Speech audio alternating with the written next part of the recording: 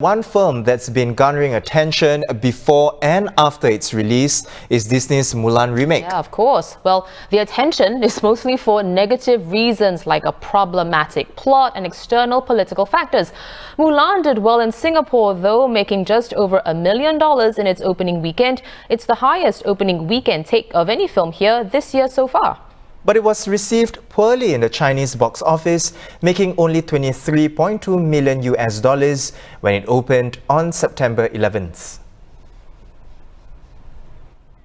China Bureau Chief for the Straits Times, Tan Dawn-Wei, has written a piece about the movie's missteps, and she joins us now. Hi Dawn, the Mulan remake took 5 years to put together. The process included seeking advice from Chinese consultants, even getting the script approved by Chinese authorities and casting popular mainland actors. Now, these factors point to Disney's efforts to portray Chinese culture in an authentic way in what's essentially a Western movie in order to attract a Chinese audience. So what went wrong there? Well, what went wrong was that, even though Disney had hoped that Mulan would resonate with Chinese moviegoers, it hired a creative team that was exclusively Western, from the director, the screenwriters, to the production designer and the costume designer.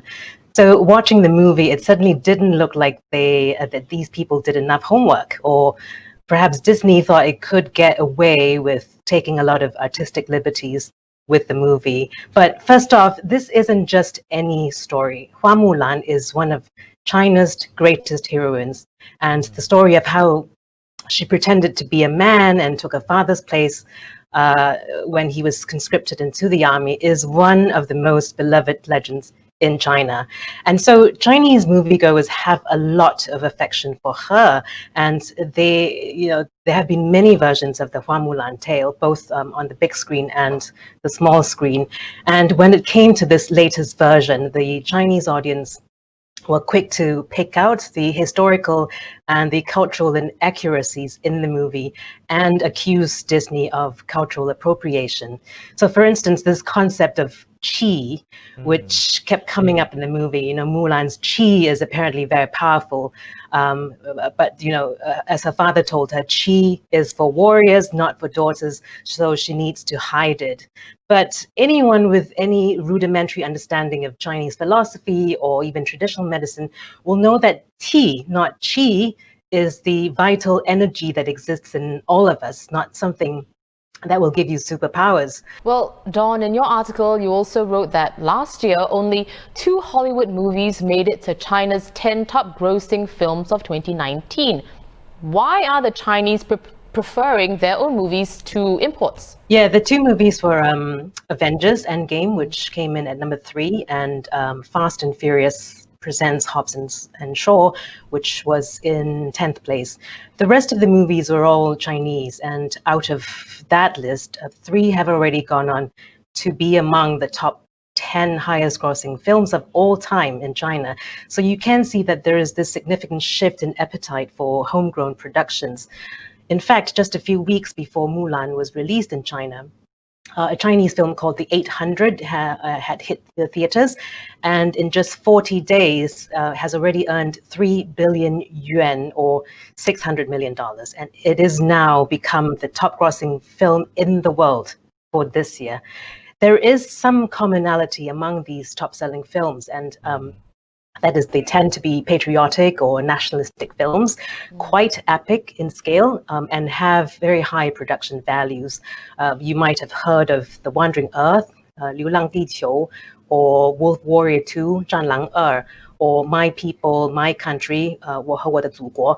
And their release would be timed for the big holidays, either Chinese New Year or a national day. Some analysts have said that there is now a greater appetite in China for these patriotic films because nationalistic sentiments are rising in the country as it faces hostility from the US and other nations. But the thing is, Chinese films have, quite simply become a lot more sophisticated and boast very high production values. And there's a lot more emphasis on not just artistic merit, but also making sure that it has great entertainment value as well. And more importantly, the subject matter and the actors are familiar to the Chinese audience.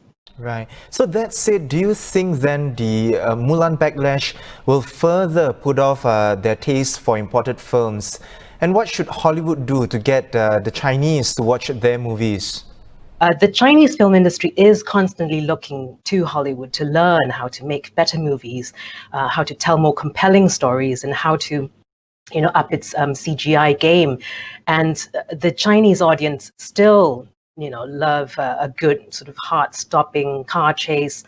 Or an army of superheroes, saving the planet, or just a big, loud blockbuster loaded with lots of CGI or computer-generated imagery.